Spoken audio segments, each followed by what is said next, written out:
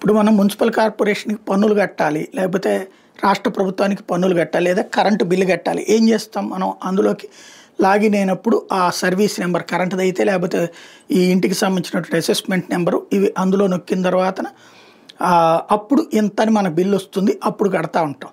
వాస్తవంగా పార్లమెంట్ సభ్యులకు కూడా వాళ్ళు ప్రశ్నోత్తరాలకు ప్రశ్నలు వేయడానికి ఒక పోర్టల్ ఉంటుందన్నమాట. అందులో మన నెంబరు మన ఐడి పెడితే అప్పుడు అది ఓపెన్ అవుతుంది. అప్పుడు మన ప్రశ్నని రాయాలి. ఆ ప్రశ్నని ఏ డిపార్ట్మెంట్‌కి అనేది కూడా అందులో టచ్ చేస్తే ఆ డిపార్ట్మెంట్‌కి వెళ్తుంది. వాళ్ళు ఆ తర్వాత ప్రశ్నోత్తరాల దాంట్లో ఆన్సర్ చేస్తారు.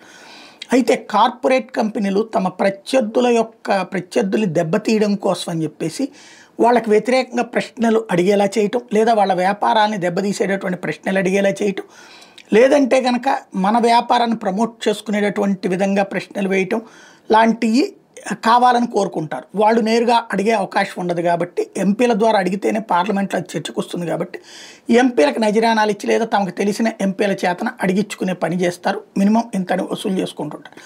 ఇప్పుడు అట్లాంటి పని మహువా మొయిత్రా ఎవరైతే తృణమూల్ కాంగ్రెస్ పార్టీకి సంబంధించినటువంటి ఆవిడ ప్రశ్నలు వేసినందుకు గాను తీసుకున్నటువంటిది లెక్కలు తేలి అందులో దుబాయ్లో ట్రిప్కి సంబంధించింది ఒకసారి, లేకపోతే ఏదో మేకప్ కిట్లకు సంబంధించి ఒకసారి ఇట్లాంటి గిఫ్ట్ కోసం ఏకంగా వాళ్ళకి ఆ ఐడి ఇచ్చేసింది.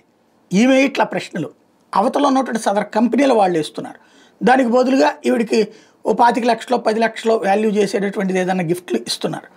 ఇది ఆ మధ్యన తేలినటువంటి విషయం. దీని మీద సిబిఐ దర్యాప్తులో ఆమెది తప్పు ఇది అని తేల్చింది. తాజాగా కేసు పెట్టింది, ఛార్జ్ షీట్ ఫైల్ చేసింది సిబిఐ. తద్వారా మహువా మొయిత్రా ఇప్పటిదాకా ఎఫ్ఐఆర్ అయితే ఇప్పుడు నిందితురాలుగా మారింది. ఛార్జ్ షీట్ ఆధారంగా మరి కోర్టులు ఏం చెప్తాయి, డబ్బులు తీసుకోవచ్చు అంటాయా వద్దంటాయా చూడాలి.